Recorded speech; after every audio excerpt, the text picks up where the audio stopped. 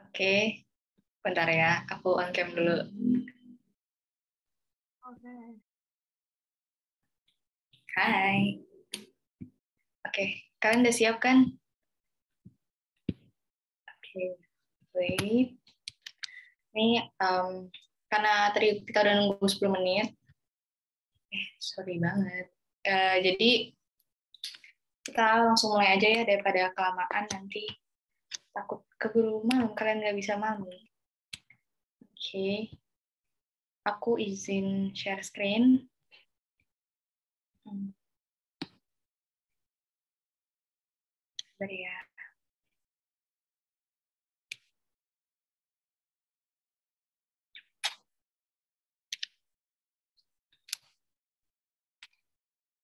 Ini udah kelihatan belum? Udah. Thank you.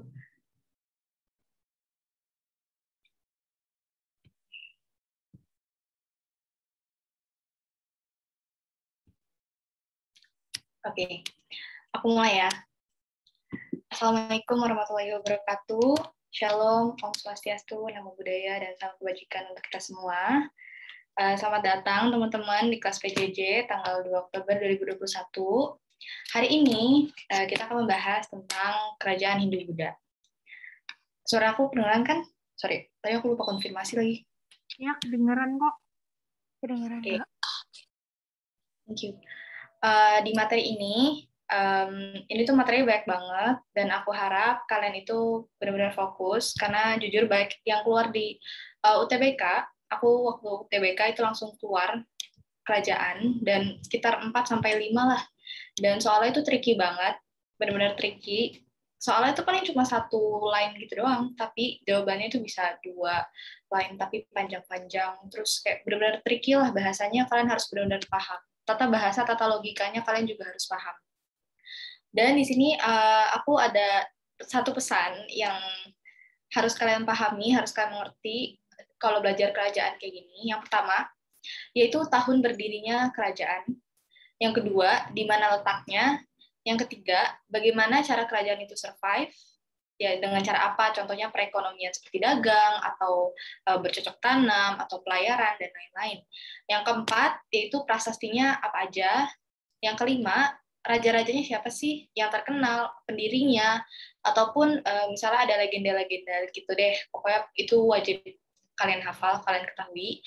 Yang keenam, kenapa peristiwa atau kebijakan tersebut terjadi? Karena setiap raja itu pasti punya masanya masing-masing, terus ada pesaingnya masing-masing, dan mereka pasti mengeluarkan kebijakan serta terjadi beberapa peristiwa. Dan itu kadang-kadang yang bikin apa ya, peristiwa besar gitu loh, dan itu harus kalian tahu. Sorry. Dan disclaimer-nya di PowerPoint ini aku cuma nulis poin-poinnya doang, dan ya aku harap kalian lebih peka lagi, lebih tahu, dan aku kayaknya bakal buka sesi Q&A di akhir penjelasan gitu. Tapi kalau misalnya nanti suara aku nggak kedengeran, atau PowerPoint aku nggak kelihatan, atau misalnya apalah itu yang kendala teknis, kalian bisa langsung interupsi on mic, itu nggak apa-apa banget. Oke, dan oh ya, di PowerPoint ini beberapa aku kosongin, aku berharap kalian juga lebih interaktif. Jadi, oke. Sebelumnya perkenalan dulu, kenalin. Ya, aku Kayla Lintang Rucita, aku mahasiswa Fakultas Hukum, jurusan Hukum di Universitas Diponegoro, angkatan 2021. Ya, di sini foto aku agak narsis emang, cuma ya udahlah ya. Dan di sini kalau misalnya kalian punya pertanyaan tentang sejarah, atau misalnya di antara kalian ada yang tertarik hukum, terutama hukum undip, kalian bisa banget tanya di Instagram aku @kaylarucita, nama depan dan nama belakang aku, ataupun aku juga join di grup Telegram, kalian bisa cari namanya Kayla, KYLA, itu aku cuma satu-satunya yang namanya kayak gitu, jadi pasti aku. Dan sebelum mulai ke materi,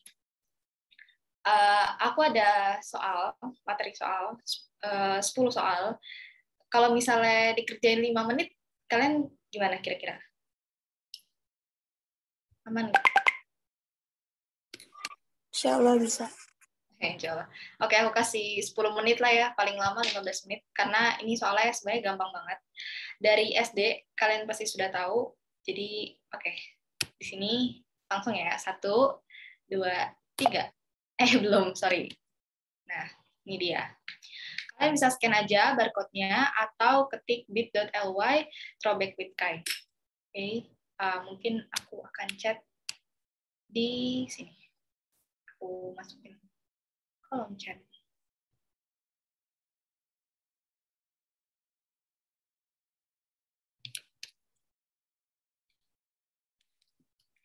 Sampai 19.55 lah ya.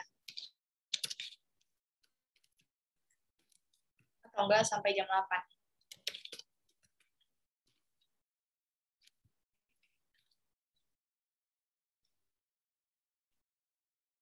Silakan, semangat semuanya.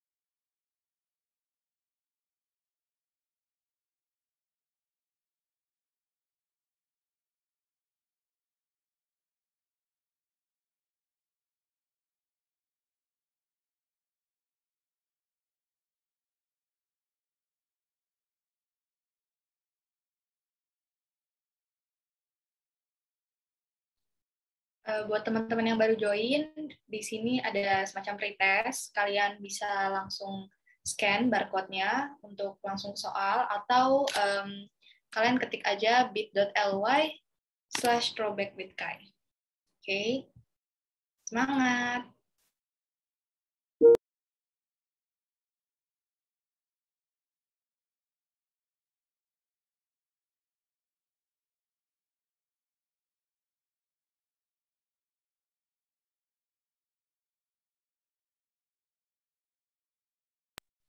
Oh ya, jangan Google. Jangan googling, oke? Jangan googling. Ntar kalau googling selanjutnya aku susahin nih soalnya. Jangan googling, titik. Oke. Percaya aja sama diri sendiri, kalian pasti bisa. Karena di UTBK nggak ada yang nolong kalian. Lu nengok aja itu udah kena gitu.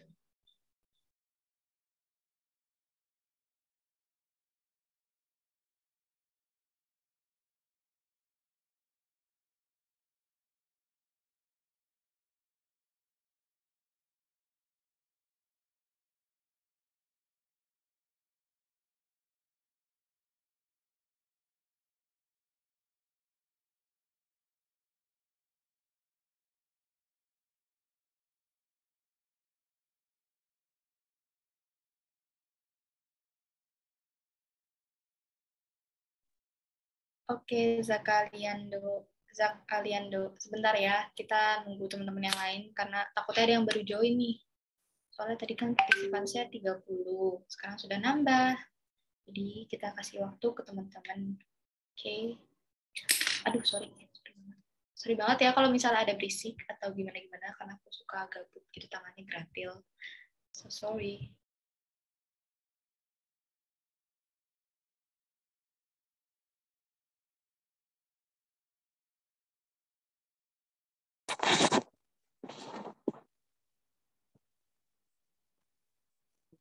Kumaha nenek itu kehendapan kenana mana?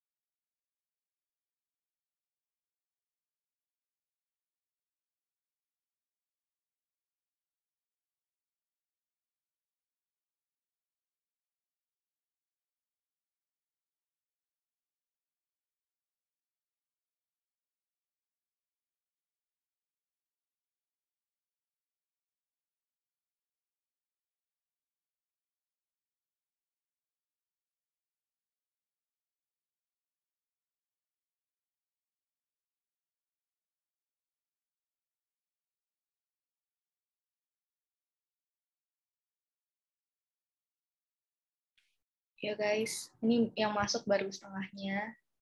Yuk semangat, semangat, semangat, semangat, semangat. Nih, PTN, PTN.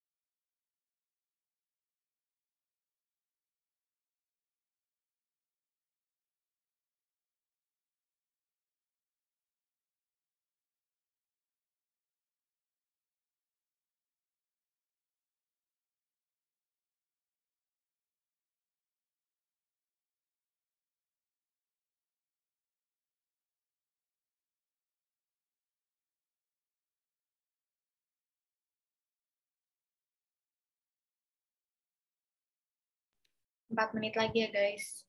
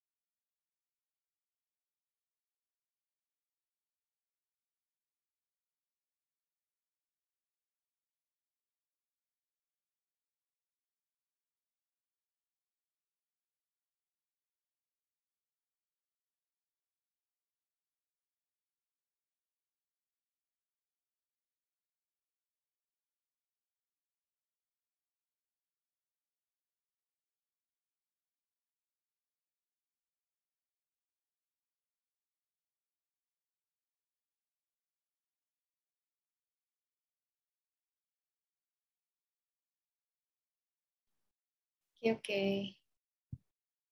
Makasih yang udah ngerjainnya. Nih, 7 orang lagi gue tungguin. Enggak sih, nggak ditungguin juga. Cuma ayo 3 menit lagi. Semangat. Oh my God.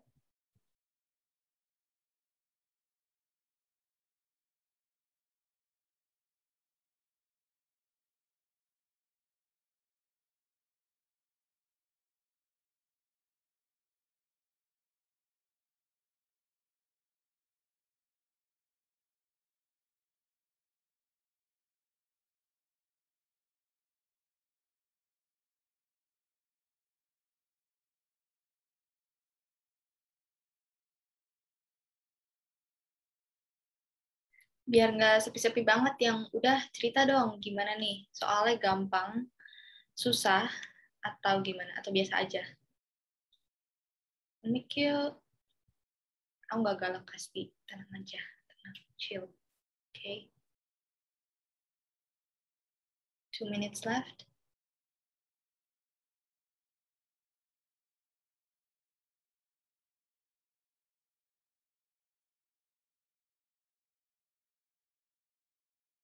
Susah kan, nggak bisa dinalar. Emang nih, sejarah tuh nggak bisa dinalar. Kalian tuh harus benar-benar belajar, kalian harus tahu materinya. Sejarah tuh nggak bisa dinalar. Kayak geografi itu kan bisa ngitung, bisa nalar kok. Kayak ini kali ini berapa gitu-gitu, kayak kira-kira, ataupun sosiologi ada hitungannya. Kalau sejarah tuh emang nggak bisa. Ekonomi kan bisa ngitung pasti gitu kan. Kalau ini emang nggak bisa. Karena kalian nggak bisa merubah sejarah, nggak bisa ngotak-atik sejarah. Jadi makanya kalian tuh harus paham betul sama sejarah. Oke. Okay? Ini materi kelas 10, tapi ingatan aku sepertinya sudah buyar. Nggak apa-apa, belajar lagi dari awal. Jujur ini banyak banget sih keluar di waktu aku TBK, aku dapetnya kerajaan itu lumayan. Tapi biasa aja dibilang susah, nggak susah banget. Dibilang mudah, nggak mudah banget. Kok Sanjaya salah ya? Ayo, tebak. Tebak, tebak, tebak. Tebak. Sanjaya bener apa enggak?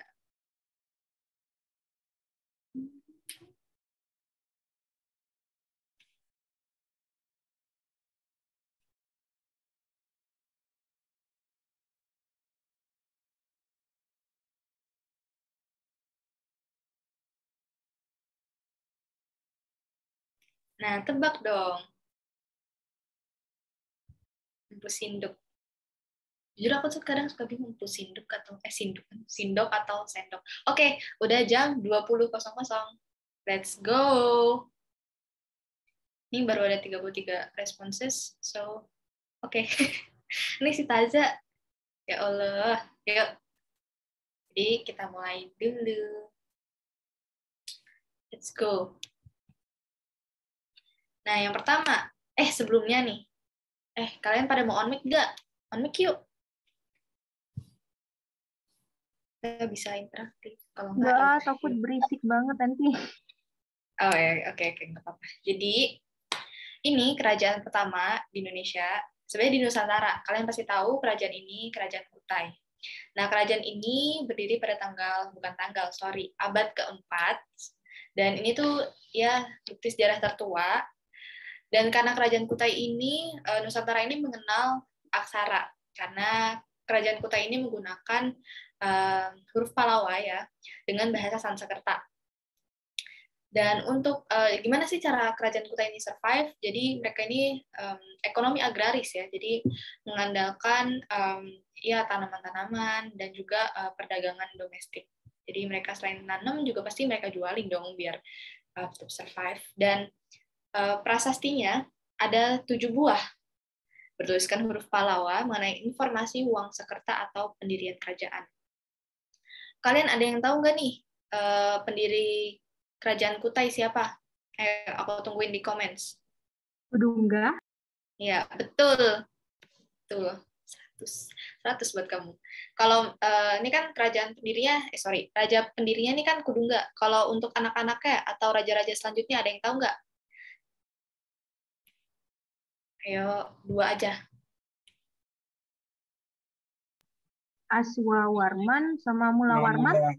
Iya, betul. Betul banget. Nah, jadi yang pertama ini, pendirinya Kudungga, gelarnya itu Anumerta Dewa Warman. Dewa Warman, ya itulah. Dan yang kedua, Asmawarman. Yang ketiga, Mulawarman. Sebenarnya ini selanjutnya nggak wajib banget. Cuma kalian, aku harap kalian tahu sih. Yang keempat, nih, Marawijaya Warman. Yang kelima, Gajayana Warman. Yang kelima, keenam, Tunggawarman. Yang ketujuh, Jayanaga Warman. Yang kedelapan, Nalasinga Warman.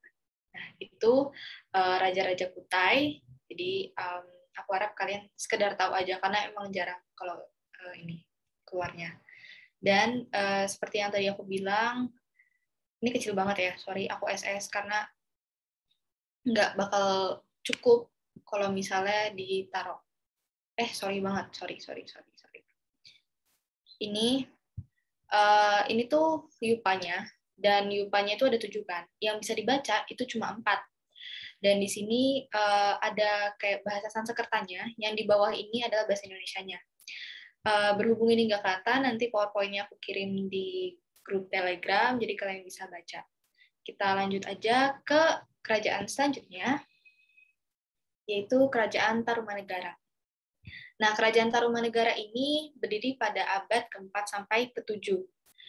Belum jelas siapa yang mendirikan kerajaan ini, tapi raja yang sangat terkenal dan berkuasa ini Purnawarman. Dan pada abad ke-417, beliau memerintahkan untuk membangun, sebenarnya menggali Sungai Gomati dan Chandrabaga atau Kali Bekasi. Bagi kalian yang tahu, di dekat sini. Kalau yang di Bekasi ya. Dan selesai penggalian ini, Sang Prabu ini mengadakan selamatan atau ya syukuran gitu dengan menyedekahkan 1000 ekor sapi kepada kaum Brahmana. Oke. Next. Di sini ada prasasti-prasastinya. Dan mungkin kita mulai dari si berita dulu. Berita Fahin. Jadi ini berita, ada 3 berita yang menandakan adanya kerajaan Tarumanegara. Yang pertama, ini berita Fahin. Ini tuh, ini ada yang ini ya. Maaf banget ya. Ada tadi udah pas. Berita Fahin. Ini tuh dari tahun 414 Masehi, di dalam bukunya Fakauci menceritakan bahwa di Yepoti atau Jawa Dwipa, ini dijumpai sedikit orang yang beragama Buddha, dan yang banyak adalah beragama Hindu dan beragama kotor. Maksudnya itu animisme, dinamisme, dan yang pokoknya yang tidak bertuhan gitulah, menyembah roh-roh gitu. Ataupun Buddha. Yang kedua, berita dinasti Sui. Nah, di berita ini menceritakan bahwa datangnya utusan dari Tolomo atau Taruma yang terletak di sebelah selatan, yaitu di Nusantara ini pada tahun 528 sampai 535 gitu. Nah, nih selanjutnya ada, sorry ya kalau nggak kelihatan, ini aku bacain aja, berita Dinasti Tang. Dinasti Tang ini menceritakan tahun 666 sampai 669. Ada datang utusan dari Tomomo juga, yaitu Taruma. Next up, Kerajaan Kalingga. Kalau misalnya aku kecepatan atau gimana-gimana, langsung komen aja. Oh, aku nggak join grupnya, boleh bagi linknya nggak? Nanti ya, setelah ini. Aku mau juga dong. Oke, sorry. Lanjut, Kerajaan Kalingga. Ini berdiri pada abad ke-6 di sekitar di antara Pekalongan dan Jepara. Sumbernya ini ada berita dari Cina, ada cerita-cerita kolektif masyarakat, dan juga ada naskah cerita Parahyangan. Nah, di cerita Parahyangan ini dikisahkan bahwa Kerajaan Kalingga ini pernah diperintah oleh Ratu Shima. Nah, di antara kalian ada yang tahu nggak nih Ratu Shima itu sifatnya kayak apa sih? Ada yang tahu nggak? Tegas. Iya, betul. Jadi dia tuh tegas banget. Ceritanya zaman dulu nih kalau misalnya ada nih orang yang nggak jujur atau nggak mencuri gitu, itu tuh tangannya langsung dipotong. Jadi dia benar-benar menjunjung tinggi kejujuran dan ya dia pokoknya tegas banget deh. Dia ngomong ini ya ini, dia ngomong itu. Jadi kayak gitu. Ini terkenal banget. Jadi aku harap kalian udah hafal di luar kepala lah ya. Dan selanjutnya, pada tahun 752, kerajaan ini ditaklukkan oleh Sriwijaya karena menjadi bagian jaringan dari perdagangan Hindu. Oke, aman? Jahat. Iya, emang sebenarnya jahat. Cuma kan kalau zaman dulu tuh raja atau ratu tuh kan pemerintah tertinggi. Hukumnya juga dari mereka. Jadi peraturan-peraturan harus ditaati banget. Nah, selanjutnya ini ada kerajaan Sriwijaya. Nah, ini aku udah mulai lengkap ya nulisnya. Jadi kerajaan ini didirikan oleh Dapuntahyang dari Minangkabau di sekitaran Palembang.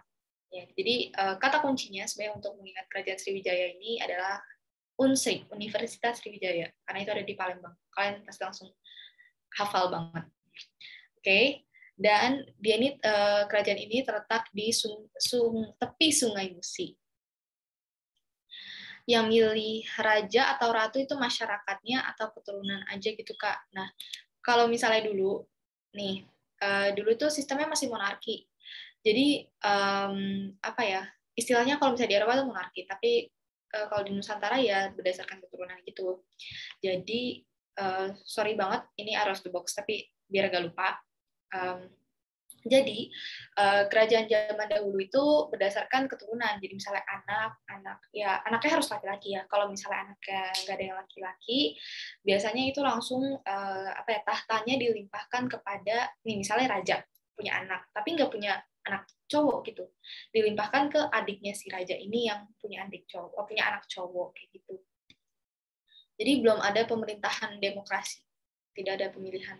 Karena kalau pemilu juga rajanya tuh nggak terima, kayak ya kan ini harusnya keturunan gua, kenapa ada orang lain gitu yang masuk ke sistem kerajaan, dan mereka juga kan nggak tahu gitu visi misinya apa, ataupun ya tidak semodern sekarang lah untuk demokrasi itu. Nah, oke. Lanjut ke Sriwijaya. Oke, sorry ya guys. Bukti awal ini berasal dari pendeta Tiongkok dari dinasti Tang, yaitu Yi Xing. Dia menulis, ini sorry typo, ia menulis bahwa ia mengunjungi Sriwijaya yang menjadi pengendali jalur perdagangan antara India dan Tiongkok. Nah, kalau kalian tahu, kerajaan Sriwijaya ini memang sangat terkenal dengan perdagangan lautnya ya. Mereka tuh sampai ke luar-luar negeri lah istilahnya kalau untuk sekarang. Dan orang Arab ini mencatat bahwa Sriwijaya memiliki aneka komoditas, mulai misalnya dari teh, cengkeh, kopi, dan lain-lain. Dan kerajaan Sriwijaya ini mengalami masa kejayaan pada Raja Balaputradewa sebagai pengendali perdagangan rempah dan perdagangan lokal yang mengenakan bea dan cukai setiap kapal yang lewat.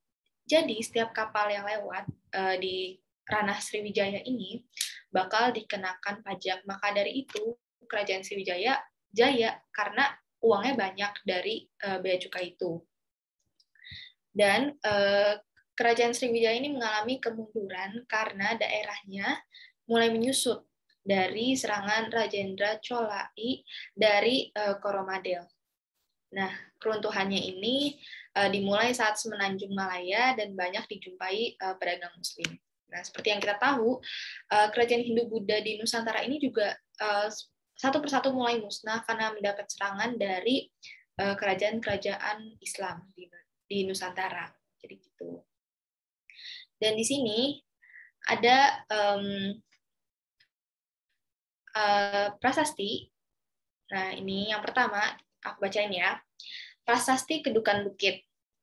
Dari Raja Dapuntahyang membawa 20.000 pasukan untuk mengarahkan Minang ke Huang. Yang kedua, Telaga Batu. Berisi kutukan bagi siapa saja yang tidak patuh terhadap raja. Yang ketiga, Talang Tuo, yaitu perintah Dapuntahyang untuk membangun Taman Sri Kestra. Sorry banget kalau misalnya aku suka mispronounce gitu, karena memang rada sulit ya. Yang keempat, Kota Kapur, yaitu berisi gagalnya Sriwijaya dalam menaklukkan Jawa. Yang kelima, Karangbragi sebagai tanda kekuasaan Jambi. Yang keenam, Prasasti Ligor, ada yang tahu? Prasasti Ligor isinya apa nih? Berisi mengenai pengawasan di daerah Selat Malaka dan penguasaan atas wilayah Kuning. Oke, selanjutnya Prasasti Nalanda. Gimana? Ayo dong teman-teman yang lain. Harus semangat. Jangan malu-malu, karena aku yakin jarang teman kalian yang dikenal di sini. Yuk. Menyatakan Balaputra Dewa merupakan keturunan Raja Mataram kuno Samaratungga. Oke, benar banget. Makasih buat teman-teman yang udah jawab. Benar banget jawabannya. Jadi, aku anggap kalian udah paham, udah hafal gitu ya. So, kita lanjut aja. Sorry. Nah, selanjutnya ini ada Kerajaan Mataram kuno yang terkenal banget. Sorry. Kerajaan Mataram kuno. Nah, kerajaan ini sebenarnya diperintah oleh 2 wangsa. Wangsa ini dinasti ya, guys. Jadi, raja pertamanya ini adalah Sanjaya, dia itu beragama Hindu. Dan mulai muncul pada akhir abad ke-8 Masehi. Dan yang membuat Mataram kuno ini semakin luas, ya kan kalian tahu kan, ini Mataram kuno memang kerajaan besar, salah satu kerajaan paling besar di Indonesia atau di Nusantara, dengan caranya ini perkawinan politik. Oke? Jadi mereka mengawinkan, misalnya nih, dari Mataram kuno itu ada cowok, terus dikawinkan dengan Pajajaran gitu. Itu secara nggak langsung, walaupun melalui perkawinan, tapi mereka sudah terikat gitu. Nanti mereka bisa kerjasama, ataupun malah nanti salah satunya dihancurkan gitu. Nah, selanjutnya perkawinan politik ini mencapai puncak kejayaan pada pemerintahan Raja Balitung di daerah sebelah timur yang berhasil ditaklukkan Mataram kuno di lembah Sungai Progo, meliputi daerah Magelang, Muntilan, Sleman, dan Yogyakarta. Dan rakyatnya ini, karena di daerah-daerah situ ya, kalian pasti tahu kalau misalnya di sana banyak tanaman padi, jagung, cabai, tembakau. Jadi di sana kan banyak gunung-gunung, subur banget itu tanahnya. Makanya mereka mengandalkan pertanian dan juga pastinya perdagangan. Karena kalau nggak ada perdagangan, itu pasti mati kerajaannya. Oke? Aman? Aman. Oke, kita lanjut ke bawahnya. Sebenarnya ini aku kayak lebih cepat aja, jadi kayak lebih kronologis, misalnya kayak pendirian, isinya dia ngapain aja, baru runtuhnya. Sisa-sisanya hanya kayak lengkap gitu, oke? Dan di sini runtuhnya Mataram kuno ini dipicu antara permasalahan Jawa dan Sumatera yang dimulai dari pengusiran anak Raja Samaratungga, yaitu Balaputra Dewa yang tadi. Oke. Makanya berhubungan banget dari dinasti Shailendra oleh Rakai Pikatan dan dari dinasti Isyana yang kemudian menjadi Raja Mataram kuno. Balaputra Dewa ini yang kemudian kelak menjadi Raja Sriwijaya yang menyimpan dendam terhadap Rakai Pikatan. Makanya tadi di Sriwijaya itu ya berhubungan banget lah sama si Mataram ini. Nah, lanjut. Di sini ada some information tentang candi-candi Hindu. Aku bacain aja. Candi Gedong, Candi Songo, Kompleks Candi Dieng, Candi Siwa, Candi Brahmana, Candi Wisnu, Candi Suku, Candi Boko, dan Kompleks Candi Prambanan yang berlatar belakang Hindu. Oke. Next. Di sini ada prasestinya. Prasestinya ini dibagi oleh wangsa-wangsa. Yang pertama, yaitu kita bahas tentang Wangsa Sanjaya. Yang pertama, ini ada Wangsa Canggal, tahun 732 Masehi, tentang pembuatan lingga Dewa Siva. Siva itu Siwa ya, oleh Raja Sanjaya. Yang kedua, Prasasti Balitung yang terbuat dari tembaga yang menceritakan pemberian hadiah tanah kepada para patih di Mantiasih. Yang ketiga, Kitab Parahyangan yang menceritakan tentang pendirian Kerajaan Mataram oleh Raden Sanjaya. Nah, itu guys. Selanjutnya ada Wangsa Shailendra. Yang pertama, nih prasastinya. Prasasti Kalasan tahun 770 Masehi. Di bangunan ini Swabihara atau Dewi Tara di Desa Kalasan dipersembahkan untuk Sang Buddha. Jadi Sang Buddha itu kayak semacam Tuhan gitu ya. Kalau nggak salah, karena aku kurang memahami tentang kebudayaan ya kayak gitulah, karena mereka ya sesuatu lah gitu.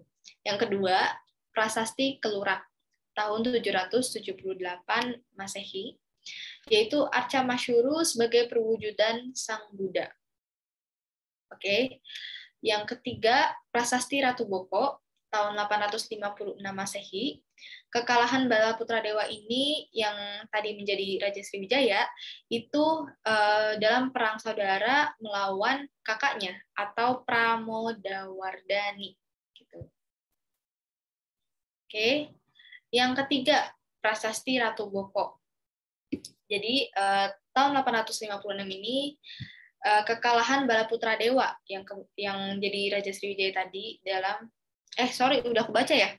Yang keempat, Prasasti Nalanda, yaitu asal-usul Bala Putra Dewa adalah anak dari Maharaja Samaratungga. Oke, next. Medang Kamulan. Jadi, Medang Kamulan ini berdiri pada abad ke-6. Pada abad ke-6, antara Pekalongan dan Jawa Timur.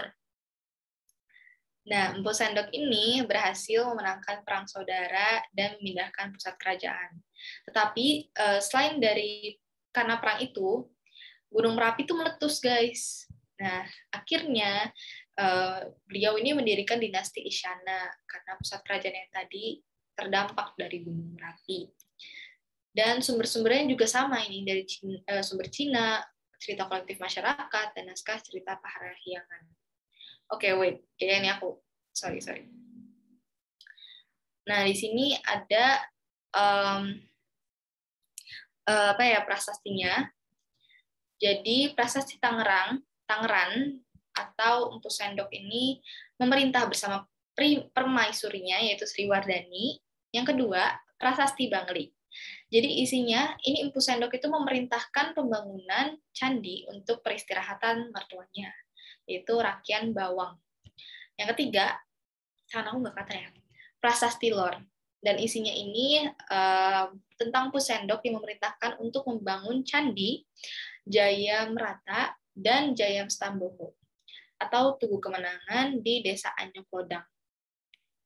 Nah, yang keempat, ini ada Prasasti Kalkuta tentang hancurnya istana milik Dharma Wangsa yang menurut silsilah raja-raja Medang Kamulan ini. Dan di sini selanjutnya ada Kerajaan Singosari atau Singasari. Ini tuh terletak di tepi Sungai Brantas, Jawa Timur pada abad ke-12 yang merupakan bagian dari Kerajaan Mataram kuno juga. Dan Kerajaan Kediri ini atau Singosari, mereka tuh tetap sama gitu loh. Diawali dengan perintah Raja Erlangga yang membagi kerajaan menjadi 2 bagian. yaitu Jenggala atau Kahuripan dan Panjalu Kediri. Dalam prasasti ini ada nih prasasti Mayanga, disebutkan bahwa Panjalu dapat dikuasai Jenggala dan nama Raja Mapanji yaitu Grasakan diabadikan. Namun pada peperangan selanjutnya nih kerajaan Panjalu atau Kediri ini berhasil menguasai seluruh tahta Airlangga. Oke. Peperangan Jenggala dan Panjalu ini tercatat dalam kitab Bharatayuddha karya MP Sedah. I don't know. Pokoknya MP Sedah gitu. Dan di sini ada, ini bisa di zoom gak ya? Kecil banget kayaknya. Oh bisa guys, so sorry. Di sini, ini tuh ada kayak raja-rajanya gitu. Aku tulis Sri Jaya Warsa. Jadi ini hanya dapat diketahui dari prasasti Sirah Keting. Ya, Sirah Keting, dan Jayawarsa ini memberikan hadiah kepada rakyat desa sebagai tanda penghargaan karena rakyatnya telah berjasa kepada raja. Yang kedua, Prabu Jayabaya.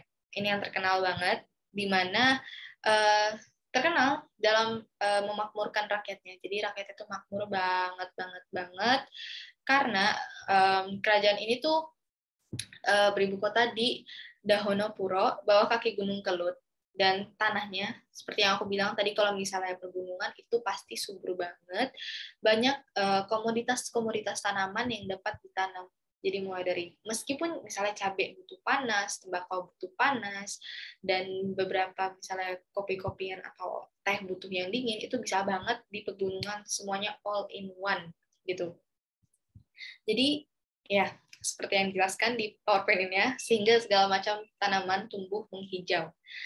Yang ketiga, Raja Bameswara, dan prasasti ini seperti ditemukan itu lebih banyak kayak masalah-masalah keagamaan, sehingga sangat baik diketahui keadaan pemerintahannya, karena kan ini maksudnya pemerintahannya based on agama gitu. Jadi makanya masalah keagamaan ini sangatlah krusial intinya gitu. Yang keempat, Sri Kertajaya. Nah, di masa-masa ini kestabilannya tuh menurun karena Kertajaya ini ingin mengurangi hak-hak kaum Brahmana. Nah, kalau misalnya kalian nyadar, di beberapa kerajaan sebelumnya itu pasti sangat mengistimewakan Brahmana. Karena kalian tahu Brahmana ini istilahnya kayak ustadz lah kalau di agama Islam. Jadi makanya ustadz atau ulama makanya lebih kayak seperti di semacam dituhankan, tapi bukan dituhankan. Pokoknya istimewa lah, derajatnya tinggi gitu. Nah, tapi ditentang juga sama kaum Brahmana ya. Brahmana udah dapat enaknya nih, tapi Brahmana juga nggak mau diturunin dong haknya kalau udah dapat enak-enak. Jadi gitu. Analoginya kayak gitulah kalau analogi zaman sekarang. Nah, kaum Brahmana ini banyak yang lari dan minta bantuan ke Tumapel yang saat itu diperintah oleh Ken Arok. Oke. Ini masih di Singosari nih. Nih, aku zoom biar kelihatan. Oke. Nah, kerajaan Singasari ini sebenarnya didirikan oleh Ken Arok pada tahun 1222, angkanya bagus banget. Didirikan di Singosari, Malang. Dan menurut Paraton atau Tumapel, semulanya ini hanya sebuah daerah bawahan kerajaan Kediri yang menjabat sebagai aku atau ya secara setara dengan kecamatan, kalau kalian nggak tahu camat, oke? Jadi Tumapel itu adalah Tunggul Ametung.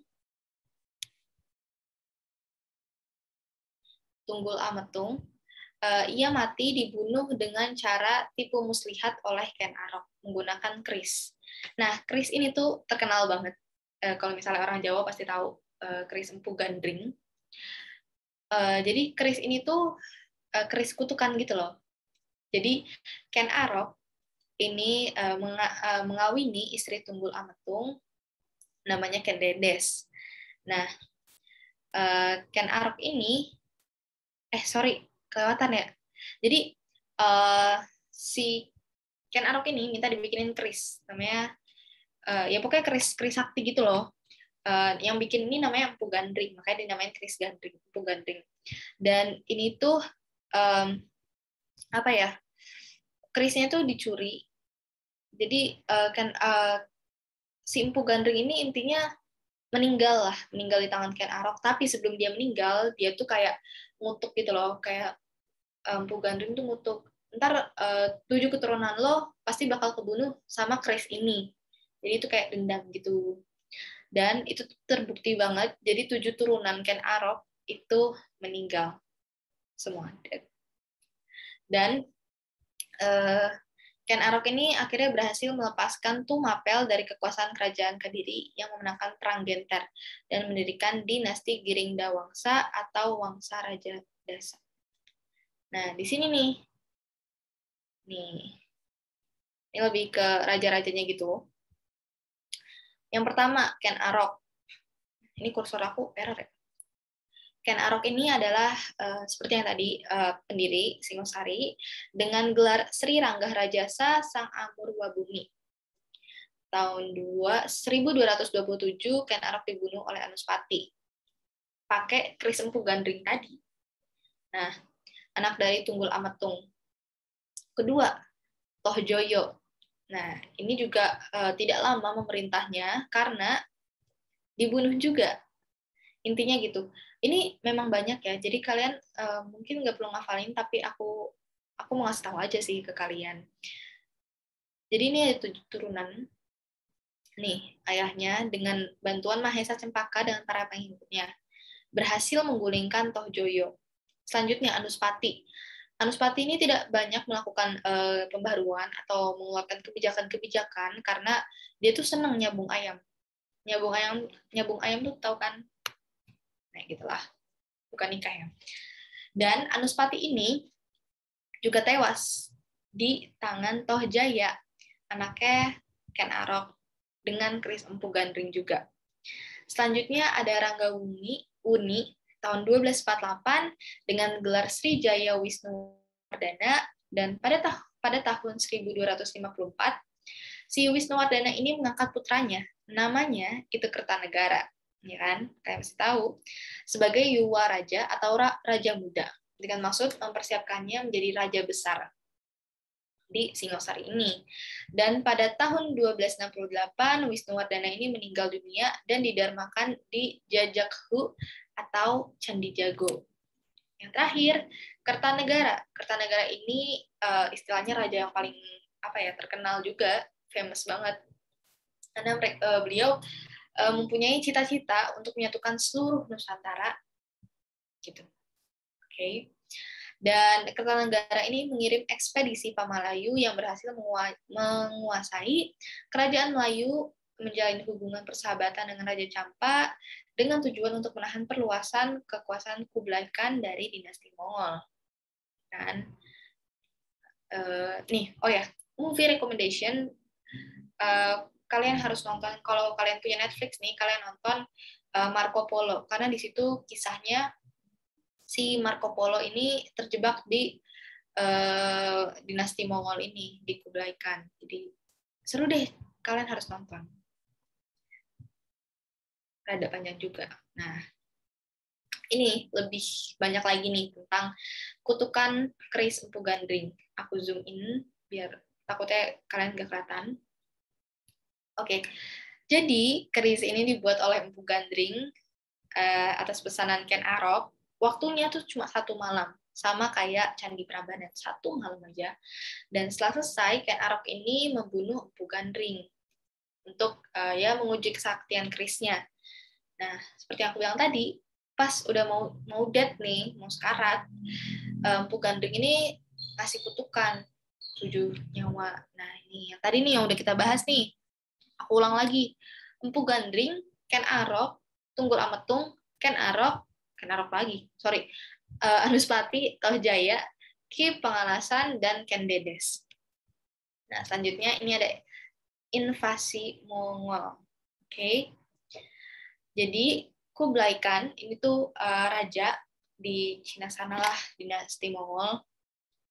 Kalau misalnya di film itu ya, beliau ini sebenarnya orangnya baik, cuma memang kalau misalnya masalah perdagangan dan perluasan atau semacamnya ekspansi gitu, beliau tuh memang berambisi banget gitu, badannya besar gitu. Nah, pokoknya Kalau misalnya kalian nonton juga filmnya tadi, series yang Marco Polo itu, Kublai Khan ini benar-benar kayak misalnya nih di sini wilayah dinasti Kublai Khan, di sana tuh ada lagi langsung diserang pakai kuda prajuritnya tuh langsung nyerang gitu loh. Pokoknya dia ini benar-benar gitulah kalau misalnya untuk ekspansi ini ekspansi kerajaan. Oke, selanjutnya dari Pajajaran. Siapa yang mau masuk Unpad? Oh ya belum, sorry kepencet guys. Siapa yang mau masuk Unpad? Ayo tunjuk tangan. Nggak usah sih. Oke, jadi ini tuh ada kerajaan Pajajaran tahun 1030 sampai 1579 Masehi. Dia tuh lokasinya bukan di Jatinangor kayak sekarang guys. Jadi lokasinya itu ada di Bogor, Jawa Barat, dan kerajaan ini sebenarnya adalah penyatuan dari dua kerajaan. Nah, kerajaan ini sebenarnya kerajaan besar di tanah Sunda, yaitu kerajaan Sunda dan kerajaan Galuh. Nah, sorry gatel. Di kerajaan ini tuh semacam pecahan juga dari kerajaan Tarumanegara, dan berdasarkan peninggalan sejarahnya nih, prasastinya tuh dan naskah kunonya ini menceritakan bahwa kerajaan Sunda ini berada di daerah yang sekarang menjadi Kota Bogor. Oke. Dan sedangkan ibu kota kerajaan Galuh ini ada di Kota Kawalik atau Kabupaten Ciamis. Nah, ini Pakuan Pajajaran hancur rata dengan tanah pada tahun 1579 akibat serangan dari Kesultanan Banten. Nah, kayak yang aku bilang tadi, pasti seluruh kerajaan itu hancur karena adanya serangan dari kerajaan lain. Kalau misalnya Hindu Buddha pasti diserangnya sama Islam rata-rata. Kalau misalnya mereka udah mulai masuk ke abad 15 itu pasti diserangnya sama Muslim, kerajaan Islam, sorry. Nah, jadi berakhirnya kerajaan Sunda ini ditandai dengan dirampasnya Palangkasriman Sriwacana atau batu penobatan, tempat seorang calon raja dari trah kerajaan Sunda untuk duduk dan dinobatkan menjadi raja di tradisi monarki di Tatar Pasundan, Sunda maksudnya. Dan dari Pakuan Pajajaran ke Keraton Surowasan di Banten oleh pasukan Maulana Yusuf. Ini maksudnya diserang oleh Maulana Yusuf ya guys. Dari sini sorry banget kalau kekecilan karena materinya banyak banget. Ya Allah, pencet lagi. Maaf banget guys. Wait. Sorry banget. Jadi yang pertama, Sri Baduga Maharaja atau Prabu Siliwangi. Kalau misalnya kalian tahu ini kayak siluman-siluman gitu kayak di MNC TV, no it's not. Jadi beliau ini memerintah selama 39 tahun, dan pada masa ini Pakuan Pajajaran atau di Bogor tadi mencapai puncak perkembangannya atau ya puncak kejayaannya gitu deh. Jadi tapi ini masih Sunda Wiwitan nih guys. Sunda Wiwitan tuh kayak Kejawen kalau di Jawa Tengah. Semacam itulah. Dan Prabu Siliwangi ini sangat dihormati karena gambaran pimpinan yang ideal lah bagi masyarakat Sunda. Ia dihormati dan diakui sebagai karuhun atau leluhur para menak atau bangsawan-bangsawan Sunda. Selanjutnya ada Surawisesa. Nah, dia ini dipuji oleh Carita Parahyangan dengan sebutan Kasuran atau Perwira, Kadiran, Perkasa, dan Kuwanen, Pemberani. Nah, sebenarnya nggak jauh beda kan sama bahasa Jawa, cuma ya beda sih. Nah, selama 14 tahun dia memerintah, dia ini melakukan 15 kali pertempuran. Nah, pastinya selamat dong. Makanya dituliskan pujian-pujian di Carita Parahyangan. Selanjutnya, Ratu Dewata. Nah, Ratu Dewata ini adalah panglima perang yang perkasa, pemberani. Jadi Ratu Dewata ini alim banget, taat banget sama agama, dan ia melakukan upacara sunatan, semacam adat kita pra-Islam, dan melakukan tapapuah susu, yaitu hanya makan buah-buahan dan minum susu. Dan menurut sekarang itu pasti istilahnya vegetarian atau vegan. Selanjutnya ada Raga Mulia. Nah, Raga Mulia ini kehancuran Pajajaran yang ditandai dengan diboyongnya Palangkasriman Sriwacana, ya tempat duduk Sunda tadi. Nah, kan tadi udah dijelasin nih, jadi kayak tidak perlu lebar-lebar lagi, kita langsung masuk ke Majapahit, the one and only, kerajaan besar juga selain Mataram. Nah, nih kita mulai. Majapahit ini berdiri pada tahun 1293 sampai 1500 Masehi. Nah, kerajaan ini terakhir menguasai Nusantara. Besar banget kan? Dan terletak di Jawa Timur, Indonesia yang pernah berdiri. Dan ini tuh sekitar Sungai Brantas yang berpusat di Mojokerto. Kerajaan ini dibangun oleh Raden Wijaya. Hafalin Raden Wijaya, hafalin. Oke. Raden Wijaya ini berawal dari sebuah desa, Majapahit, yang kemudian berkembang setelah persekutuannya dengan Mongol menghancurkan Singosari. Jadi Singosari itu tidak hanya dihancurkan oleh invasi Mongol, tetapi ada juga bantuan dari Majapahit. Oke. Selanjutnya dikuasai oleh Jayakatwang. Perekonomiannya mengandalkan pelayaran dan perdagangan tanpa meninggalkan pertanian. Di samping itu juga si Majapahit ini menjalin hubungan dengan negara-negara tetangga, yaitu Siam, Burma, Champa, dan Annam. Besar banget kan ininya. Di sini ada nama-nama raja nih, karena ini penting banget ya. Yang pertama Raden Wijaya, yang kedua Jayanegara, yang ketiga Trenggowana Tunggadewi, yang keempat Hayam Wuruk, yang kelima Kusumawardhani Wikrawardhana, yang keenam Suhita, yang ketujuh Bre Tumapel, yang kedelapan Rajawardhana, yang kesembilan Purwawisesa, yang kesepuluh Kartabumi, yang kesebelas Grindawardhana atau Brawijaya. Nih, Brawijaya itu manis dari sini. Nah, itu sebagai ingatan juga kalau misalnya Majapahit ini ada namanya Raja Brawijaya. Univ Brawijaya di mana? Di Jawa Timur. Udah ingetnya itu aja. Jadi kalian itu sekedar tips juga ya, bikin permisalan-permisalan sendiri gitu biar ingat. Dan di sini nih, tebak ini tuh isinya apa? Namanya apa? Dibacakan oleh Sumpah Gajah Mada. Pati Gajah Mada. Oke, langsung aja. Ini namanya Sumpah Palapa, di mana Pati Gajah Mada ini tidak ingin melepaskan kuasanya karena dia ini ingin menyatukan Nusantara. Oke, dia ingin menyatukan Nusantara, makanya dia tuh, oh ya, by the way, Majapahit juga yang mengenalkan bendera merah putih. Majapahit juga yang menjadi semangat untuk para pejuang kita menyatukan Indonesia di bawah proklamasi kemerdekaan NKRI. Lanjut, Majapahit. Dan di sini rada banyak juga, aku bacain satu-satu. Sorry kalau misalkan rada bosan, tapi memang ini sejarah banyak banget ya guys. Nih, ini tuh kayak nih wilayah teritorialnya gitulah istilahnya. Nih, negara agung atau negara utama. Ini wilayahnya inti kerajaan. Oke. Yang kedua, mancanegara. Ini melingkupi negara agung dan dipengaruhi oleh kebudayaan Jawa dan wajib banget membayar upeti tahunan. Istilahnya ya kayak pajak itulah istilahnya. Tapi dikuasai oleh penguasa atau raja pribumi yang membentuk persekutuan. Dan gimana ya istilahnya tuh kayak raja-raja tuh punya banyak keluarga gitu dong.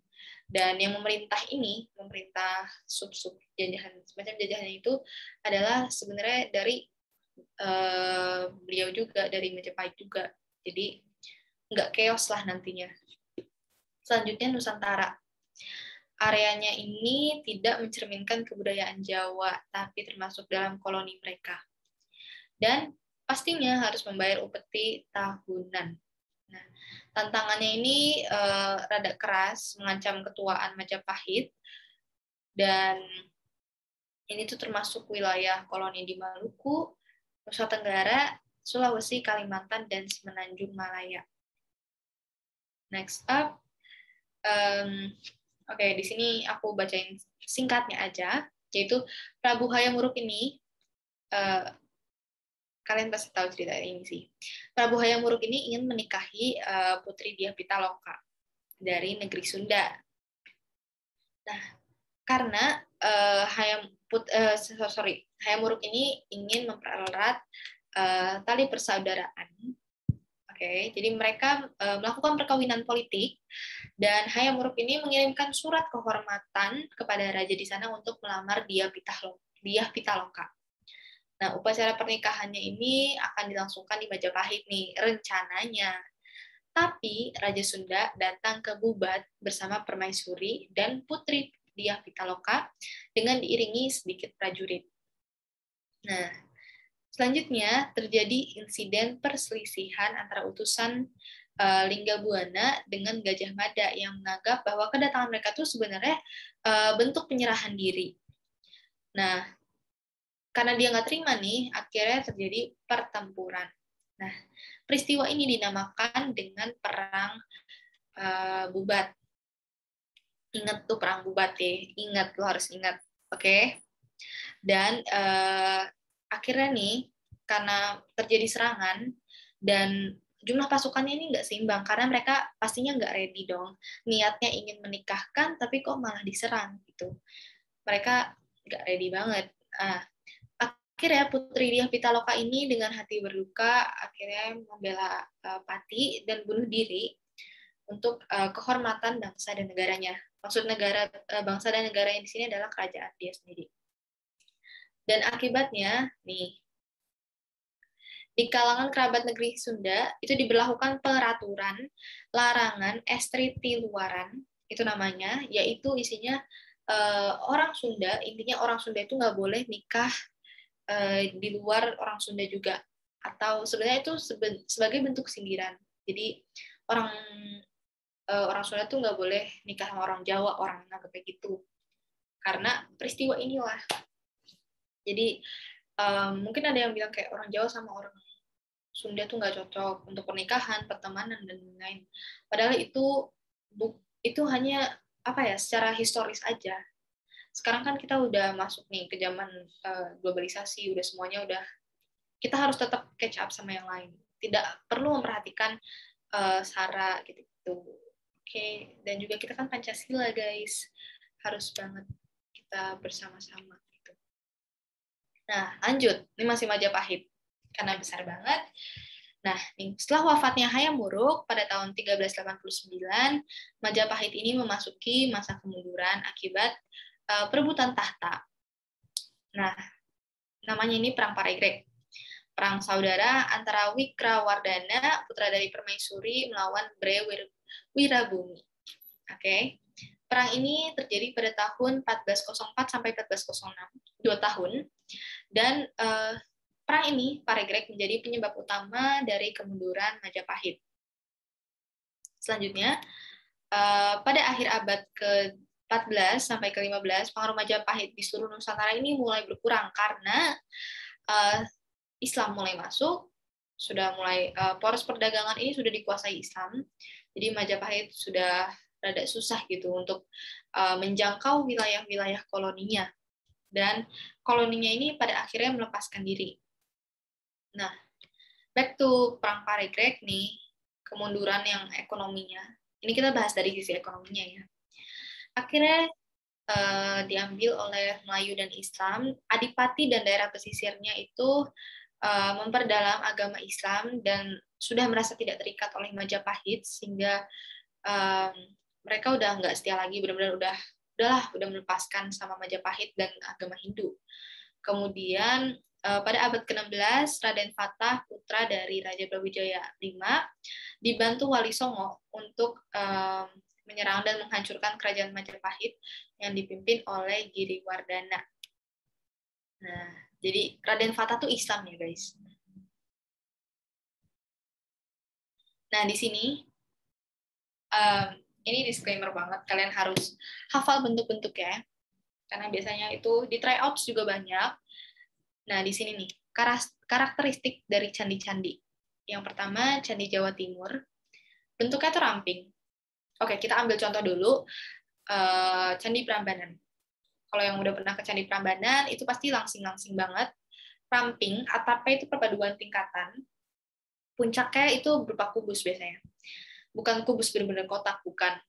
Dan tidak ada makara atau pintu relung, hanya ada ambang atasnya aja, dan reliefnya ini timbul sedikit dan lukisan simbolis menyerupai wayang kulit. Letaknya ada di depan biasanya, depan halaman. Kebanyakan menghadap ke barat dan kebanyakan terbuat dari bata atau batu merah. Gitu. Kalau misalnya karakteristik Candi Jawa Tengah, ini kebanyakan candi-candinya besar, menghadap ke arah timur, terbuat dari batu, reliefnya tergambar dengan jelas, contohnya Borobudur. Kalau kalian pernah ke Borobudur, itu reliefnya itu terlalu timbul gitu, kalian bisa pegang, malah bahkan banyak yang colong kan, bukan hanya patung yang begini, tapi patung yang nempel di di dinding itu juga banyak yang kecolong gitu, mukanya yang rata lah atau apalah gitu. Dan puncaknya itu lancip. Oke. Nah, kalau Buddha ini berupa stupa. Selanjutnya, ini ada kitab-kitab guys. Nih. Oke, kita lanjut aja. Kitab Ramayana ini dikarang oleh Empu Walmiki. Ceritanya tentang kepahlawanan atau perjalanan Sang Rama yang digubah oleh Walmiki dari cerita Dewi Sita. Selanjutnya ada kitab Arjuna Wiwaha, ini dikarang oleh Empu Kanwa, yang berisi tentang perjuangan Airlangga dalam mempertaruhkan kerajaan Kediri. Kitab ini sebenarnya nggak dikenal nih siapa penulisnya, tapi mengenai kisah pembunuhan Tunggul Ametung oleh Ken Arok. Nah, pendirian kerajaan Singosari ini kan silsilah rajanya juga masuk, berdirinya kerajaan Majapahit juga termasuk, karena mereka juga berhubungan di antara dua kerajaan tersebut. Selanjutnya ada Kitab Negara Kertagama, ini dikarang oleh Empu Prapanca. Pada kitab ini mengisahkan tentang perjalanan Hayam Wuruk ke daerah-daerah kekuasaan di Majapahit. Seingat aku ini ada di soal yang tadi. Jadi, ya ini jawabannya, Kitab Negara Kertagama. Selanjutnya ada Kitab Sutasoma, ditulis oleh Empu Tantula pada zaman kerajaan Majapahit, atau Kakawin ini termasyhur gitu, karena di setengah baitnya ini menjadi moto nasional Indonesia, yaitu Bhinneka Tunggal Ika.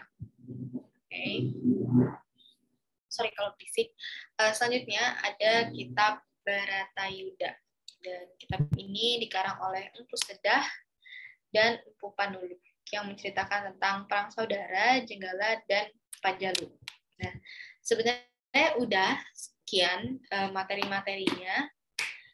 Jadi memang banyak, tapi sebenarnya sedikit. Dan ya seperti itu. Gimana guys? Ini nanti bakal aku share, mungkin karena tadi ada beberapa typo, aku bakal benerin dulu, baru nanti aku kirim. Oke? Aku izin minum dulu ya guys, karena banyak banget bacaannya. Sorry, aku izin minum bentar.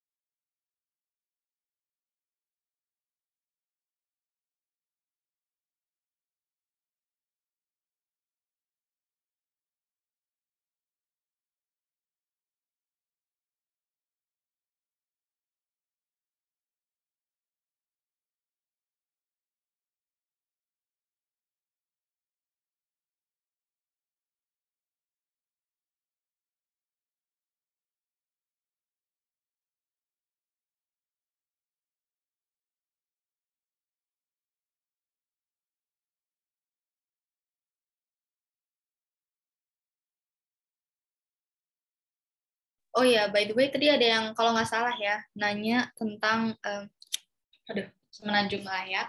Ini aku cariin dulu petanya, oke, biar nanti bisa kita langsung bahas.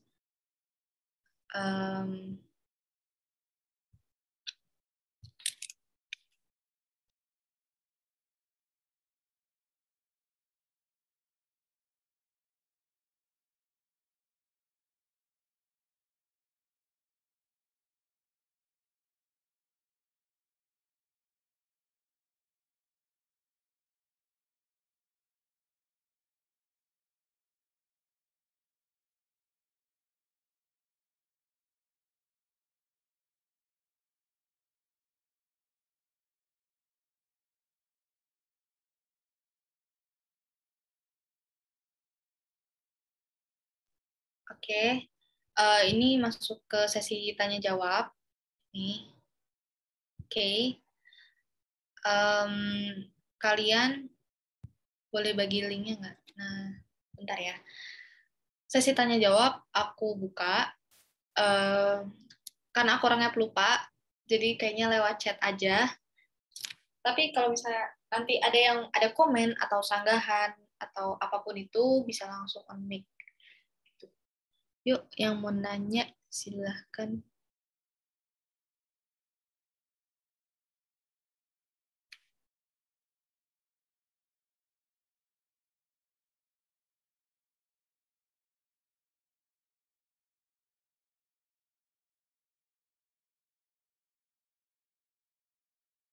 Yuk.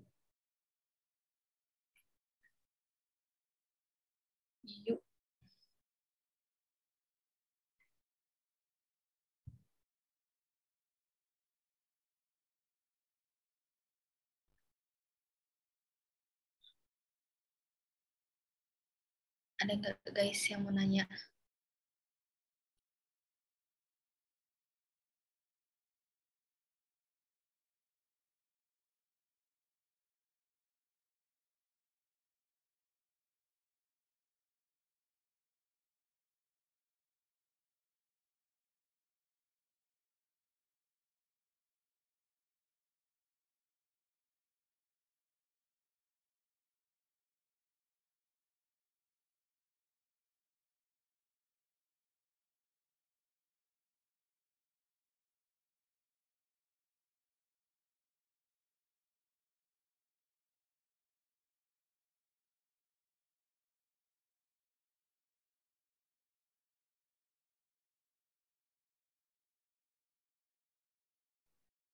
Iya, aku sebenarnya udah banyak yang nanya. Cuma aku emang maksudnya kan ini sesi tanya jawab gitu loh. Formalitas dikit. Oke. Oke. Ini aku stop share screen untuk ini dulu ya. Untuk PowerPoint-nya, aku bakal share. Sekarang Semenanjung Malaya.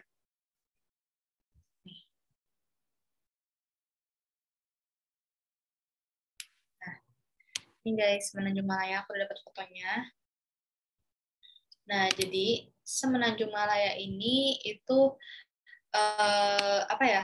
Semenanjung yang dijadikan daerah perdagangan gitu untuk wilayah apa namanya? Wilayah apa sih? Sorry ya. Wilayah perdagangan di laut karena kan dulu pasti pelayaran ya. Dan ini tuh apa ya? Terbentang dari utara sampai ke selatan dan titik tersempitnya ini di Tanah Gentingkrak. Oke, Tanah Gentingkrak. Dan ini tuh terpisah di antara Pulau Sumatera nih.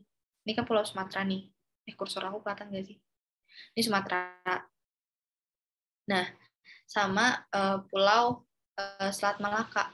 Nih, ini kan kelihatan nggak sih Selat Malaka? Nah, ya kalau aku zoom. Nah, sebenarnya daerah ini terbagi-bagi gitu loh guys. Jadi misalnya nih barat laut itu selatannya Myanmar, habis itu bagian tengah dan timur ini selatannya Thailand, yang selatannya lagi ini Malaysia, Malaysia Barat, habis itu nih ujung banget kecil banget si Singapura. Nah, gitu. Nah, wait, aku baca lagi. Nah, udah tuh. Ya. Rakai Pikatan. Oke. Rakai Pikatan ini raja ke-6 dari kerajaan Medang Kabulan tadi. Dan ini tuh apa ya? Dia tuh sebenarnya namanya panjang banget nih, Sri Maharaja Rakai Pikatan Empu Manuku, ya kan. Nah, beliau ini apa sih namanya? Bukan terlibat ya. Apa ya bahasa aku terlibat perkawinan dengan Pramodawardhani. Jadi gitu guys. Dan dia ini yang mengajukan perang melawan Balaputra Dewa. Itu. Aduh, my eyes. Kenapa tuh your eyes? Burem kak? Oh, sorry. Nanti aku share yang lebih jelas lagi. Sorry. Arca Masyuru nih. Arca Masyuru. Nih. Aku sebenarnya nggak punya fotonya, jadi aku ambil Google ya guys. Nih. Nih. Kayak gini-gini. Sebenarnya aca-aca biasa gitu loh, cuma memang menurut mereka itu berarti karena kalau misalnya kerajaan Hindu-Buddha ini kan memang apa ya, lebih ke patung-patung gitu, beda sama Islam yang tidak ada patung-patungan gitu guys. Prasasti juga masuk ke ujian UTBK ya, sebenarnya masuk, tapi tidak semudah misalnya prasasti Tarumanegara apa gitu, nggak semudah itu. Jadi misalnya nanti kayak dibolak-balik lah sama mereka, bukan mereka, LTPT gitu. PPT-nya nanti di-share. Berarti Majapahit ada sebelum Singosari, tapi kenapa dia di urutan terakhir? Kenapa di urutan terakhir? Karena sebenarnya awalnya itu kalau aku bikin PPT ini ngambil dari keruntuhan Singosari. Singosari ini runtuh duluan kan, karena adanya serangan dari Majapahit, faktor Majapahit itu. Makanya aku taruh Majapahit di akhir. Link apa nih guys? Itu Kak, di atas banyak link apa? Bingung mau nanya apa, nggak ada yang mau ditanyain soalnya. Nggak ada. Wait. Nggak ada yang mau ditanyain soalnya. Nggak apa-apa. Kak, film Marco Polo, filmnya ada kerajaan Singosarinya, apa gimana Kak? Sebenarnya nggak ada. Cuma aku pengen recommendation aja, karena Marco Polo ini salah satu penjelajah dunia gitulah istilahnya di zaman dahulu. Misalnya kayak berita Marco Polo dan lain-lain itu berperan penting. Dan masalahnya di film Marco Polo ini diceritakannya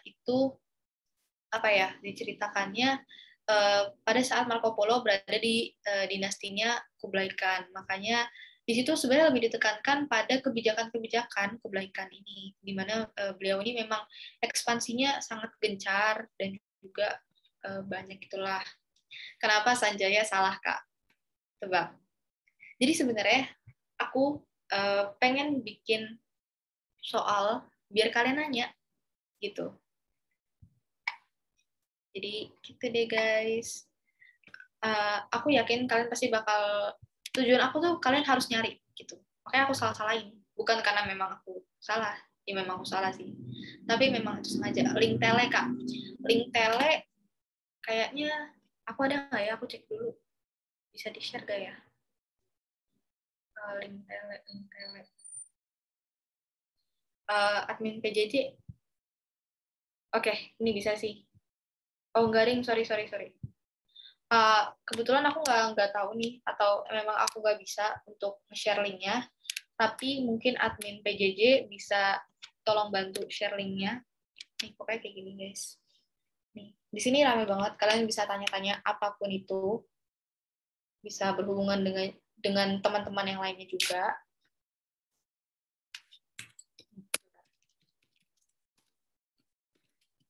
Ini dulu. Atau nanti Stephanie Claudia udah follow Instagram aku kayak barusan. Nah, mau join tele ada syaratnya nggak Kak? Setahu aku sih nggak ada ya. Karena itu mereka merupakan oprek juga. Waktu itu kalian pasti nggak ikut oprek kan? Waktu itu ada open itu recruitment member atau menti lah sebutannya buat kalian. Pasti kalian nggak ikut ya. Aku nggak megang tele. Oh oke. Sorry. Mungkin ada yang ingin ditanya lagi? Udah jam 9. Sorry guys, ganggu waktu tidurnya. Nah, iya. Sebenarnya pasti kalian dapatnya tuh dari link dari opreknya ini. Nah, mungkin nanti aku bisa ngomong sama tim PJJ untuk invite ataupun konfirmasi apakah linknya masih bisa di-join atau ada syaratnya. Tadi Stefani aja ya? Stefani aja atau siapa lagi nih yang mau join? Siapa tahu bisa aku omongin. Stefani, Kai, Ina. Ada Kak? Ada apa? Ada apa guys? Atau kalian ada yang tahu nggak sih cara ngambil linknya gitu? Aku nggak tahu. Oke, ini aku SS dulu ya guys. Aku juga mau join Kak. Oke. Wait. Oke, Ina.